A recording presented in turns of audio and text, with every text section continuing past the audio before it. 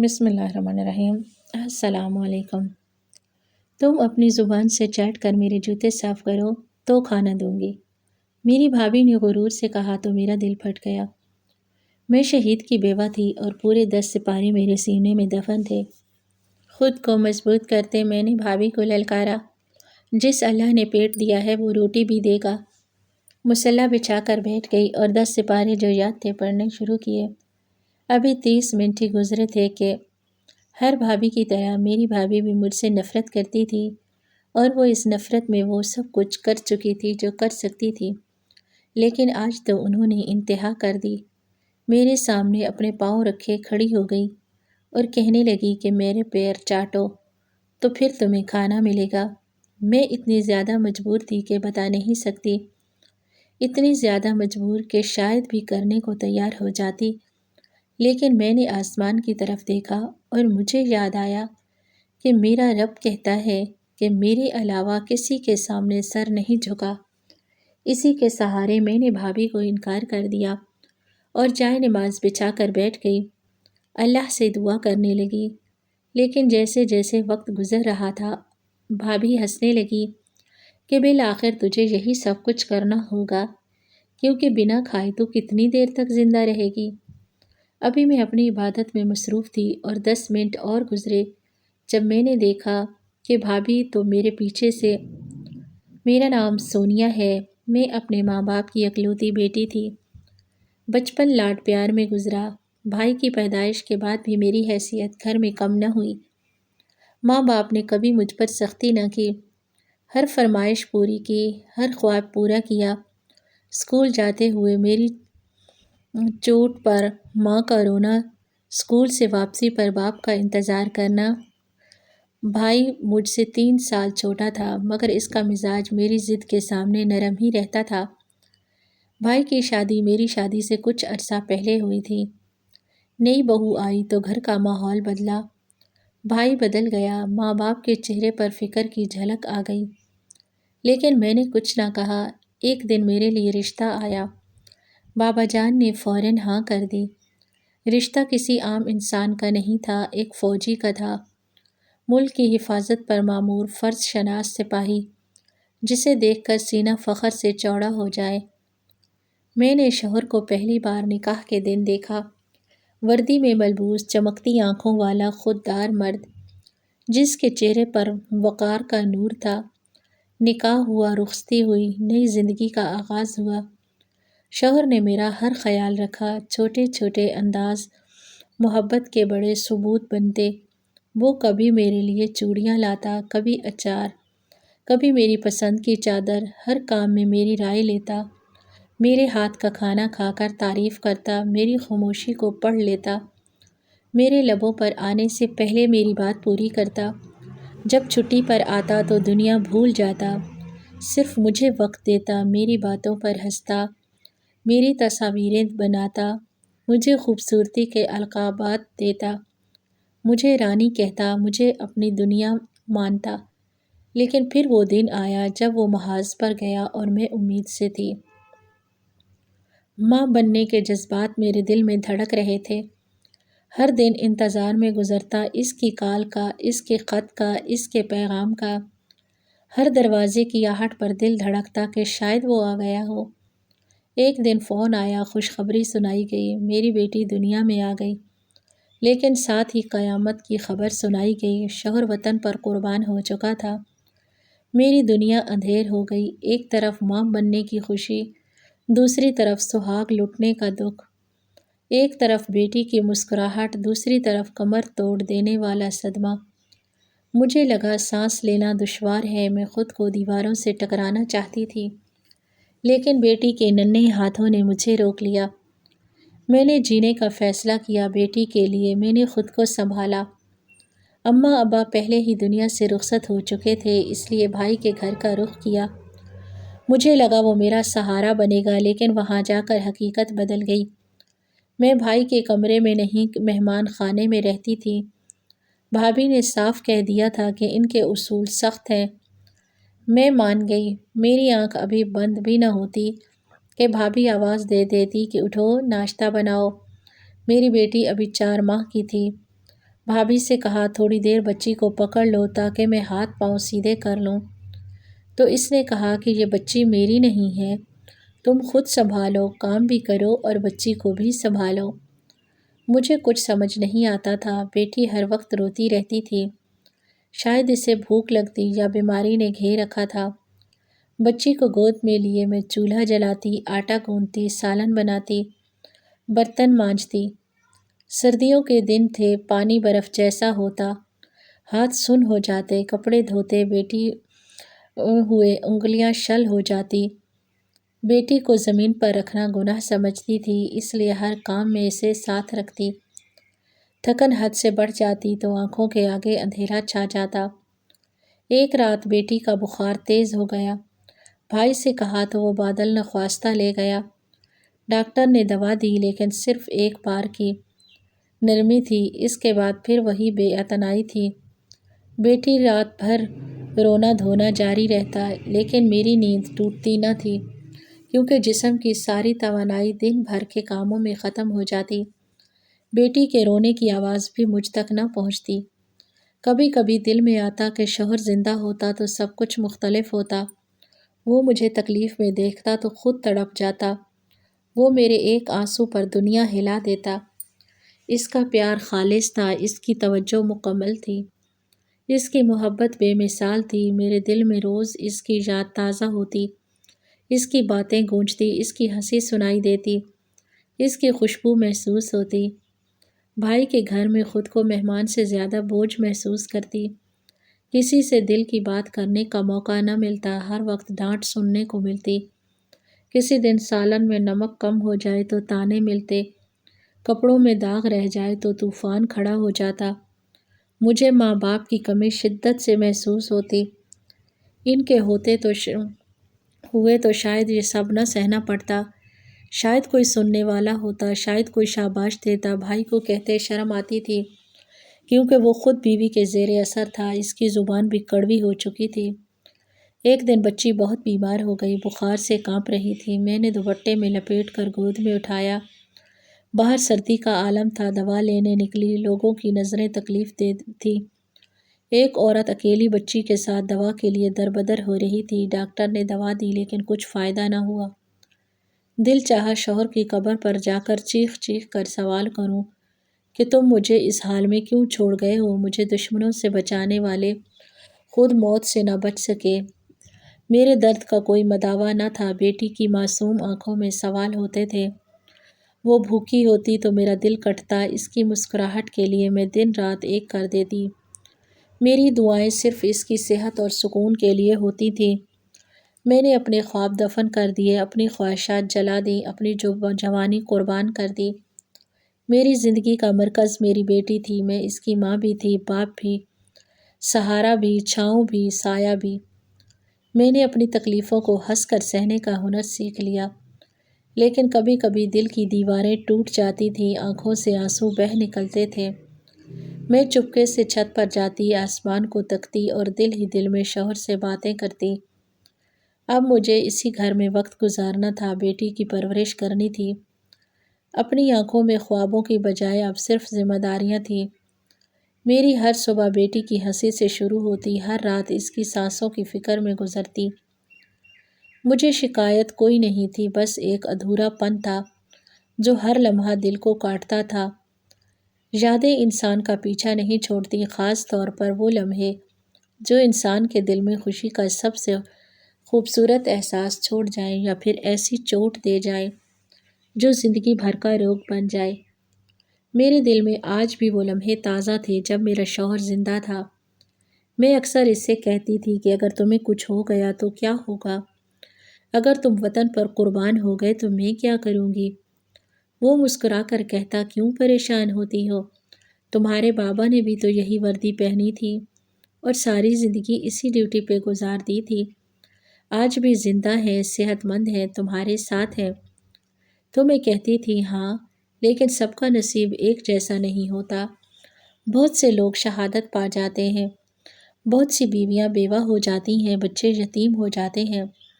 تب وہ کہتا تھا شہادت موت نہیں ہوتی، شہید زندہ ہوتا ہے۔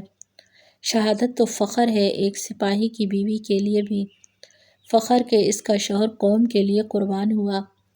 میں اکثر اس کی باتیں سن کر خاموش ہو جاتی، لیکن دل میں ہمیشہ ایک انجانی سی بے چینی رہتی، جیسے کوئی انہونی میرے قریب ہے۔ اور ایک دن وہ انہونی میرے دروازے پہ آ کھڑی ہوئی۔ ایک دن اسی طرح کا دن تھا جب سب اجنبی چہرے میرے گھر آئے۔ گھبرا گئی کون ہیں اور کیوں آئے ہیں، لیکن انہوں نے مسکرا کر کہا، ہم ان لوگوں میں سے ہیں جنہیں آپ کے شوہر نے دشمن کی فائرنگ سے بچایا تھا اور اپنی جان قربان کر دی۔ ہم نے اللہ کے فضل سے اپنا گھر بنا لیا ہے، اور آج ہم نے سوچا کہ جو ہمارا محسن تھا اس کی بیوی اور بیٹی کے لیے کچھ لے کر آئیں۔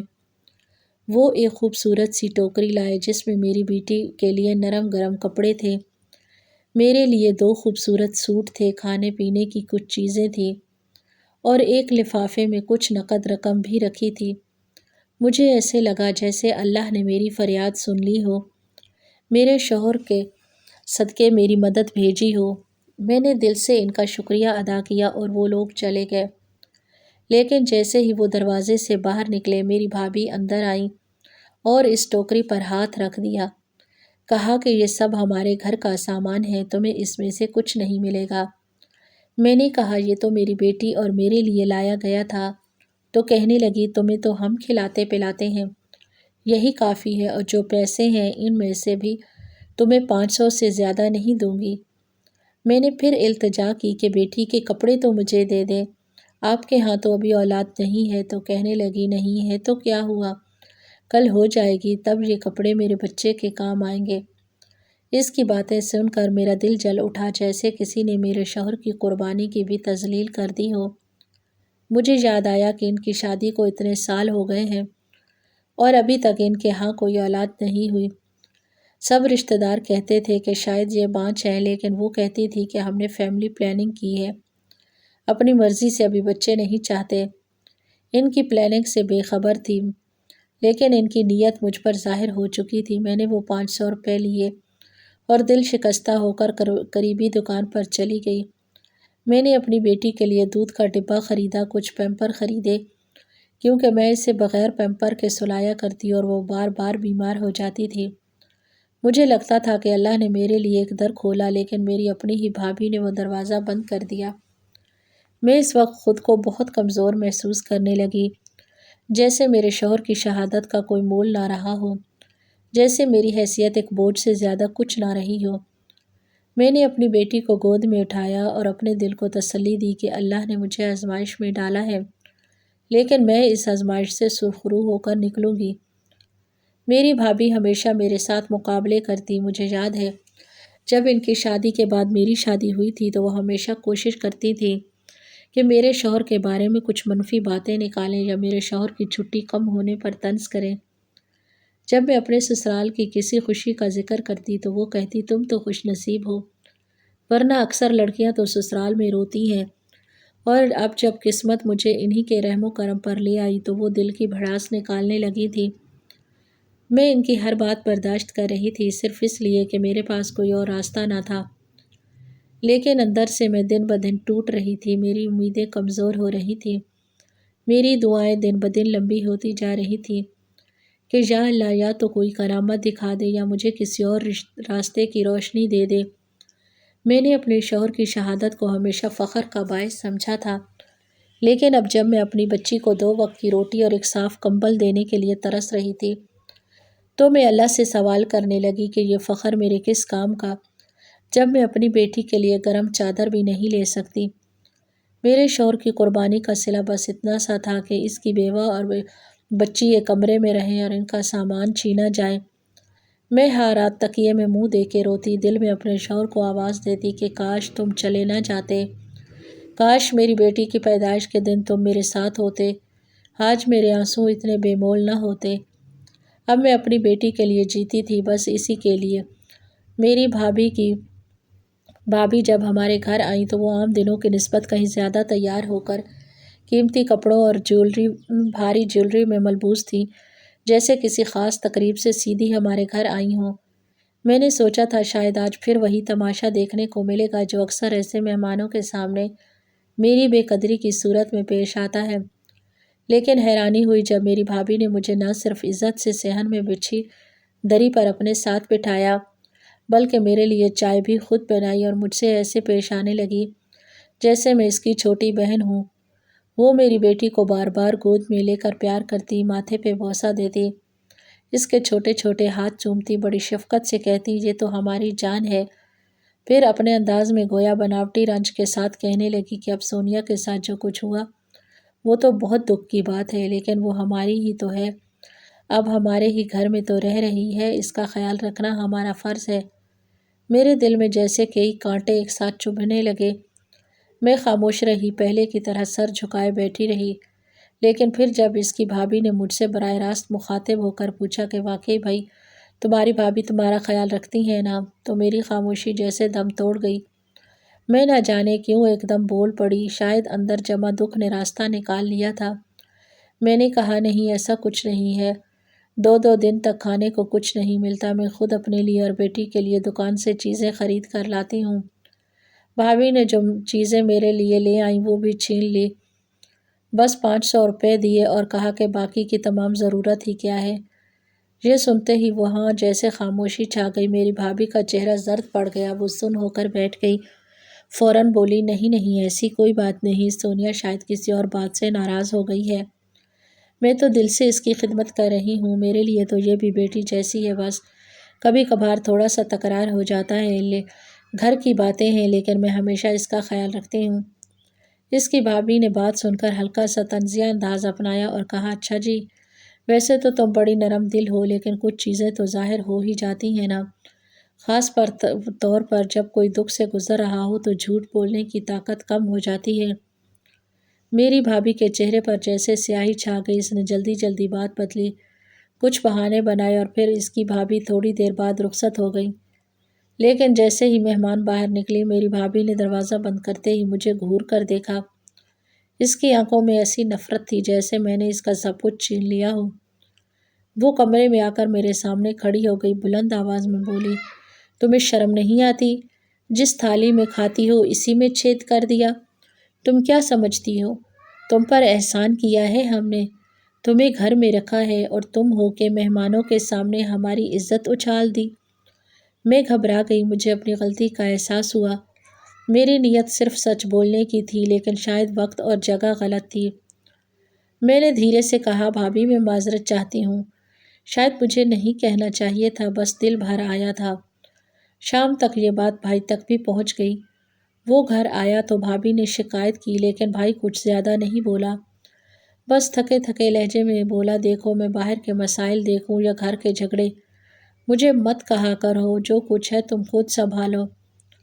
2 دن ایسے ہی خاموشی سے گزر گئے، کوئی کچھ نہیں بولا، مجھے لگا شاید بات ٹھنڈی پڑ گئی ہے، لیکن میرا دل کہہ رہا تھا کہ یہ خاموشی طوفان سے پہلے کی ہے، کیونکہ میں جانتی تھی کہ بھابھی کی فطرت ایسی نہیں ہے کسی بات کو یوں ہی جانے دے، وہ ضرور کسی نہ کسی طریقے سے اپنا غصہ نکالے گی اور اس کا نشانہ ایک بار پھر میں ہی بنوں گی۔ ایک پورا دن گزر چکا تھا، میری بھابھی نے مجھے دانستہ طور پر کھانا نہیں دیا، میں نے بیٹی کو 2 بار دودھ پلا کر بہلا لیا اور خود کو تسلی دے دی کہ شاید اتفاقاً بھول گئی ہوں، کیونکہ ویسے بھی وہ مجھے اکثر وقت پر کھانا نہیں دیتی تھی۔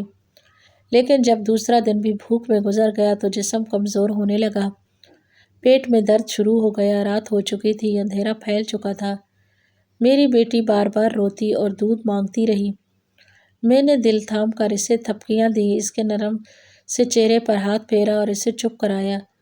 جب شدت بھوک ناقابل برداشت ہو گئی تو میں دل پر پتھر رکھ کر کچن کے پاس گئی، جہاں میری بھابھی بیٹھ کر چائے پی رہی تھی۔ میں نے بہت آہستگی سے کہا کچھ کھانے کو دے دیں، تو وہ چائے کا گھونٹ لے کر بولی اچھا اب کھانے کی طلب ہو گئی تمہیں، لیکن تم تو سب کے سامنے کہتی ہو کہ میں تو تمہیں کھانا ہی نہیں دیتی، تو پھر کیوں دوں تمہیں کھانا؟ میں نے اپنے لہجے میں نرمی رکھتے ہوئے کہا بھابھی معاف کر دیں، میرے منہ سے بس نکل گیا تھا، غلطی ہو گئی۔ وہ ہنسی اور بولی اسی منہ سے تو بدلہ لینا ہے، تم سے باتیں تو تمہارے منہ سے نکلتی رہتی ہیں، کھانا تمہارے منہ کے اندر نہیں جانے دوں گی۔ میں نے گڑ گڑاتے ہوئے کہا میری بیٹی چھوٹی ہے، دودھ پیتی ہے، اگر میں بھوکی رہوں گی تو اس کا دودھ نہیں ملے گا، مہربانی کریں میرے حال پہ رحم کریں۔ لیکن اس نے ہنس کر کہا، رحم چاہیے تو میرے پاؤں چاٹو، میرے جوتے صاف کرو، تب کھانے کو کچھ ملے گا۔ میں حیرت سے اس کا چہرہ دیکھتی رہ گئی۔ مجھے سمجھنے کی ضرورت ہی نہ تھی کہ وہ مذاق کر رہی ہیں یا سنجیدہ، کیونکہ کوئی بھی انسان ایسا مذاق نہیں کرتا۔ میں نے بامشکل خود کو سنبھالا اور صرف اتنا کہا، یہ تو ناانصافی ہے، غلط بات ہے۔ اس پر وہ اکڑ کر بولی، تو ایسا ہی، لیکن میرے گھر میں رہنا ہے، میری کچن میں کھانا کھانا ہے، تو یہ سب کرنا پڑے گا۔ میرے پیر چاٹو تو میں ابھی جا کر تمہیں لذیذ کھانا نکال کے دوں گی، جیسے وہ مجھے انسان نہیں کوئی غلام یا حیوان سمجھ رہی ہو۔ مجھے آخری حد تک گرانا چاہتی تھی، میری عزت کو روندنا چاہتی تھی، مجھے مجبور کر رہی تھی میں خود کو ذلیل کر کے ایک وقت کا کھانا حاصل کروں۔ ایک لمحے کو میری آنکھوں کے سامنے اندھیرا چھا گیا، جسم میں کپ کپی طاری ہو گئی۔ میرے ذہن میں آیا کہ شاید یہی کر لوں، کم از کم کھانے کو کچھ تو مل جائے گا، میری بچی کا پیٹ تو بھر جائے گا۔ لیکن پھر میرے اندر کی خودداری نے سر اٹھایا۔ میرے ذہن میں آیا کہ نہیں، اللہ نے اگر پیٹ دیا ہے تو کھانا بھی وہی دے گا۔ میں نے مضبوط آواز میں کہا کہ اتنا غرور نہیں کرنا چاہیے جتنا آپ کر رہی ہیں۔ اللہ سب دیکھ رہا ہے، اور جو اس کی راہ پہ چلتا ہے وہ کبھی بھوکا نہیں مرتا۔ میں حافظ قرآن ہوں، میں اللہ کے سامنے جھکتی ہوں، کسی انسان کے سامنے نہیں۔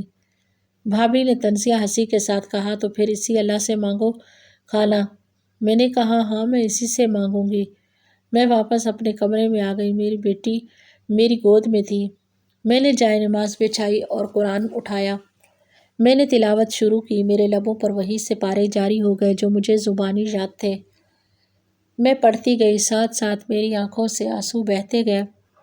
دل میں عجیب سا سکون بھی تھا اور غم بھی کہ دنیا والے کیسے آزمائش میں ڈال دیتے ہیں، لیکن اللہ سب کچھ جانتا ہے۔ میری بیٹی میری گود میں سو گئی۔ میں نے اس کے بالوں میں ہاتھ پھیرا اور تلاوت جاری رکھی۔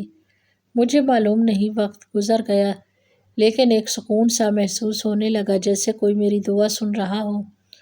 پہلے پہل تو بھابھی دروازے کے کونے میں کھڑی تماشا دیکھ رہی ہوتی، جیسے کسی تھیٹر کا سین ہو، لیکن کچھ دیر بعد وہ چپ چاپ واپس چلی گئی۔ شاید وہ یہ سوچ کر گئی کہ اب میں مان گئی ہوں، وہی ہوگا جو چاہتی ہے۔ تھوڑی ہی دیر گزری تھی کہ دروازے پر دستک ہوئی۔ بھابھی نے دروازہ کھولا تو سامنے وردی پہنے کچھ سپاہی کھڑے تھے۔ انہوں نے کسی کا نام لیا اور جب میں نے سنا تو وہ میرا ذکر کر رہے تھے تو میں باہر نکلی۔ وہ بڑے نرمی سے بولے کہ آپ کے شوہر نے کچھ عرصہ پہلے ایک خفیہ اکاؤنٹ کھولا تھا جس میں اس نے بڑی رقم جمع کی تھی۔ اس نے اپنی موت کی صورت میں ہدایت دی تھی کہ یہ رقم صرف آپ کو دی جائے۔ ہم اس کے دوست ہیں، ہم نے اس کی بات کو پورا کرنے کے لیے وقت نکالا اور یہ امانت آپ تک پہنچانے آئے ہیں۔ یہ سن کر میری آنکھیں حیرت سے پھیل گئی، میری سانس رک سی گئی۔ میں نے سوالیہ نگاہوں سے ان کو دیکھا۔ وہ مسکرائے اور بولے، آپ ہماری بہن جیسی ہیں، یہ لیجیے اکاؤنٹ کی تفصیلات، کچھ نقدی رقم اور ساتھ ہی آپ کے شوہر کے سونے کی گھڑی اور انگوٹھی بھی ہمارے پاس تھی، وہ بھی ہم آپ کو دینا چاہتے ہیں۔ ہمیں پہلے آنا چاہیے تھا، لیکن ہم کچھ ذاتی مصروفیات میں الجھے ہوئے تھے، دیر سے آنے پر معذرت چاہتے ہیں۔ میں نے ان کا شکریہ ادا کیا اور اللہ کا شکر ادا کرتے ہوئے آنکھیں بند کر لی۔ میری بھابھی یہ سب دیکھ کر حیرت زدہ رہ گئیں، جیسے ان کے پیروں تلے سے زمین نکل گئی ہو۔ اس کے چہرے کے تاثرات صاف بتا رہے تھے کہ اسے یقین نہیں آ رہا اللہ نے یوں کھلے عام میری مدد بھیج دی۔ تھوڑی دیر بعد میرا بھائی بھی گھر آ گیا۔ اس نے دروازے پر سپاہیوں کو دیکھا تو ان سے پوچھا بھی تھا کہ وہ ہمارے گھر کیوں آئے۔ انہوں نے بتایا وہ میری مدد کے لیے آئے تھے۔ میرا بھائی اندر آیا تو حیران تھا، میرے پاس بیٹھا، میری بیٹی کو گود میں لیا، کہا بھول جاؤ سب کچھ، گھر میں دو عورتیں ہوں تو جھگڑا ہو ہی جاتا ہے۔ میں نے کچھ نہ کہا، خاموشی سے اس کے چہرے کو دیکھا اور دل میں سوچا اگر یہ بھائی ہوتا تو ماں کے پیٹ میں ہی میرا ساتھ دیتا۔ میں نے ہاں میں سر ہلا دیا اور کہا اب کچھ نہیں ہوگا، میں نے فیصلہ کر لیا۔ اگلی صبح میں نے اپنا سامان اٹھایا، میری بیٹی میرے ساتھ تھی۔ میں نے کسی کو نہیں بتایا میں کہاں جا رہی ہوں، نہ بھائی کو نہ بھابھی کو۔ میں خاموشی سے چلی گئی، دوسرے شہر پہنچی۔ جیب میں تھوڑے پیسے تھے جو سپاہیوں نے دیے، کچھ نقدی، کچھ زیور۔ میں نے ایک چھوٹا سا کمرہ کرائے پر لیا جس کی چھت سے بوندیں ٹپکتی تھی، دیواروں پر نمی تھی، پر وہ جگہ میری اپنی تھی۔ میں نے پہلی بار محسوس کیا میں کسی کی مہربانی پر نہیں، اپنی محنت پر کھانا کھاؤں گی۔ میں نے سلائی مشین خریدی کیونکہ مجھے کپڑے سینا آتا تھا۔ میں نے ایک پرانے بازار میں ایک دو دکان سے سلائی مشین سستے داموں خریدی اور کمرے میں رکھ لی۔ میں نے چھوٹا سا بورڈ دروازے پر لگا دیا، یہاں سلائی کا کام ہوتا ہے، آغاز میں کوئی نہیں آیا، دن گزرتے گئے، بیٹی بیمار ہو گئی، دوائیاں لینی تھی، پیسے ختم ہو چکے تھے۔ میں نے اپنے شوہر کی گھڑی بیچ دی۔ اس کی گھڑی کو میں نے کبھی پہننے کی خواہش کی تھی، پر ضرورت نے مجھے مجبوری کی دیوار سے لگا دیا۔ میں نے گھڑی بیچ کر دوائیاں لی، بیٹی کا علاج کروایا۔ دن بدن میری محنت رنگ لانے لگی۔ ایک دن ایک عورت آئی، اس نے 2 سوٹ سلائی کے لیے دیے، میں نے بڑی محنت محبت سے سلے۔ اس نے کہا کام اچھا ہے، میں سوٹ لاؤں گی۔ وہ گئی، میرے دل میں امید جاگی، اللہ نے راستہ کھول دیا۔ اگلے دن وہ دوبارہ آئی، ساتھ ایک اور عورت بھی لائی۔ کچھ دنوں بعد میں اپنے محلے میں مشہور ہو گئی، میری سلائی کا چرچا ہو گیا، لوگ خود آنے لگے۔ میں نے زیادہ کام آنے پر رات بھر جاگ کے بھی سوٹ سیے، کبھی بھوکی سوئی، کبھی بیٹی کے دودھ کا انتظام کیا۔ مجھے کسی کے آگے ہاتھ پھیلانے کی ضرورت نہیں پڑی۔ مجھے فخر تھا، میرے شوہر کی یاد میرے ساتھ تھی، وہ پیسے جو اس نے میرے لیے بچا کے رکھے تھے وہی میری بنیاد بنے۔ میں نے بیٹی کے لیے ایک اچھے اسکول میں داخلہ کرایا، میں چاہتی تھی وہ پڑھ لکھ کر بڑی انسان بنے۔ مجھے اکثر راتوں کو وہ دن یاد آتے جب بھابھی نے کہا تھا کہ میرے پیر چاٹو تب کھانا دوں گی۔ میں تڑپ جاتی، آنکھوں میں آنسو آ جاتے، پر میں نے دل میں ٹھان لیا تھا کہ میں اپنی بیٹی کو ایسی نظروں کے سامنے کبھی نہیں لاؤں گی جہاں انسانیت کو روند کر روٹی دی جاتی۔ میں نے اس کی تربیت اس نیج پر شروع کی جہاں وہ حق اور باطل میں فرق سمجھے، کسی کا دل نہ دکھائے۔ میں نے اسے سچ بولنا سکھایا، جھوٹ سے نفرت کرنا سکھایا۔ میں نے اسے قرآن بھی سکھایا، نماز کا پابند بنایا۔ وہ بڑی ہوتی گئی۔ ایک دن میں نے اسے کہا کہ بیٹا، تمہیں پتہ ہے تمہارے باپ نے زندگی کے آخری وقت میں بھی تمہارے لیے کتنا کچھ سوچا؟ اس نے کہا اماں، میں جیسا ہی انسان بنوں گی جو بظاہر خاموش ہو لیکن اپنے کام سے پہچانا جائے۔ میں خوش تھی، میری تربیت رنگ لا رہی تھی۔ میں اکثر اسے بتاتی ہمارے رشتہ داروں نے کیسے ہمارے ساتھ سلوک کیا۔ اماں، وہ سب ماضی ہے، مجھے صرف آپ کا حال عزیز ہے۔ میں یہ سن کر دل ہی دل میں اللہ کا شکر ادا کرتی۔ اس نے مجھے ایک باہمت بیٹی دی۔ میں نے سوچا کہ جب وہ جوان ہو جائے گی تو میں اسے خود اپنے شوہر کے دوستوں کے حوالے سے اس جگہ لے جاؤں گی جہاں اس کے باپ نے محنت کی تھی، اس کی رہنمائی کی تھی۔ میں چاہتی تھی کہ وہ بھی ان کے نقش قدم پر چلے، کیونکہ میرا ماننا تھا جس انسان نے مرنے کے بعد بھی اپنی بیوی اور بیٹی کے لیے انتظام کیا وہ دنیا میں کوئی عام انسان نہیں ہو سکتا۔ میرے دل میں کئی بار خیال آیا میں اپنے رشتہ داروں کو بتاؤں کہ میں کہاں ہوں، پھر وہی یادیں سامنے آ جاتی، وہ تلخ لمحے جب میں گھنٹوں قرآن پڑھتی، اللہ سے مدد مانگتی، اور جب میری دعائیں قبول ہوئیں تو میرے دل سے یہ خیال نکل گیا کہ میں ان لوگوں کے پاس دوبارہ جاؤں۔ میں نے اپنے دل کو وسیع کر لیا، پر ان کے لیے کوئی گنجائش باقی نہیں چھوڑی۔ میں نے سبق سیکھ لیا تھا کہ دنیا میں رشتہ وہی سچا جو دکھ میں کام آئے، باقی سب دکھاوے ہیں۔ میری بیٹی جب اسکول سے آتی تو میرا چہرہ چومتی، میرے ہاتھ چومتی، کہتی اماں آپ میرے لیے سب کچھ ہو۔ میں جانتی تھی وہ میری محنت کا پھل ہے۔ میں دن رات محنت کرتی رہی تاکہ اس کے خواب پورے ہوں۔ کئی بار لوگوں نے کہا دوسری شادی کر لو، ایک سہارا مل جائے گا، پر میں نے انکار کیا کیونکہ میں نہیں چاہتی تھی کوئی اجنبی میری بیٹی کے آس پاس ہو۔ میں نے یہ بھی سیکھا تھا عورت اگر چاہے تو اکیلی بھی پوری دنیا سے لڑ سکتی ہے، بس اسے اپنے اللہ پر یقین رکھنا ہوتا ہے۔ میں نے زندگی سے یہی سیکھا، اللہ اگر دینے پہ آ جائے تو بھابھی جیسے لوگ صرف تماشائی بن جاتے ہیں۔ جو آج مجھے پیر چاٹنے کا کہہ رہی تھی وہ اس دن دیکھ رہی تھی جب میں قرآن پڑھ رہی تھی، اور اللہ نے اسی لمحے میری مدد بھیجی۔ اس دن کے بعد میں نے اپنے رب سے کبھی شکوہ نہیں کیا، کیونکہ میرا سب سے بڑا سہارا ہے۔ اللہ پر یقین رکھنے والا انسان کبھی دوسروں کے آگے جھکنے پر مجبور نہیں ہوتا۔ جب سب دروازے بند ہو جائیں تب رب کا در کھلتا ہے۔ بھابھی کو سزا یہ ملی کہ اتنے برس گزر جانے کے بعد بھی وہ کبھی ماں نہ بن سکی۔ ڈاکٹر نے کہہ دیا تھا کہ اب امید رکھنا بیکار ہے۔ بہت علاج کرائے، تعویذ کروائے، منتیں مانی، یہاں تک کہ وہ عورت جو دوسروں کی بیٹیوں کو کمتر سمجھتی تھی خود بانجھ ہونے کا طعنہ سننے لگی۔ رشتہ داروں نے آہستہ آہستہ دوری اختیار کرنا شروع کی۔ شوہر نے پہلے خاموشی اختیار کی، لیکن پھر ایک دن اس نے دوسری شادی کا فیصلہ سنا دیا۔ بھابھی کے قدموں تلے سے زمین نکل گئی۔ وہ جو دوسروں کو تنگ کر کے خوش ہوتی تھی آج خود دل کے ہاتھوں ٹوٹنے لگی۔ بھائی نے جس لڑکی سے شادی کی وہ سادہ سی گھریلو لڑکی تھی جو خاموشی سے گھر سنبھالنے لگی۔ بھابھی اپنے گھر میں ایک سایہ بن کر رہ گئی، کوئی مشورہ نہیں لیتا، کوئی بات نہیں کرتا، یہاں تک کہ نوکرانی تک اس کی بات سننے کو تیار نہ تھی۔ نئی بیوی نے کچھ نہ کہا، صرف اپنا کام کیا، اور اللہ نے اسے جلد ہی خوشی سے نوازا۔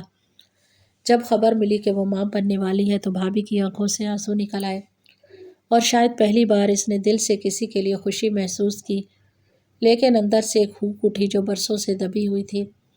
وہ جو ایک وقت میں میرے لیے جوتے چاٹنے کی بات کرتی تھی، آج خود محرومی کی راکھ میں جل رہی تھی۔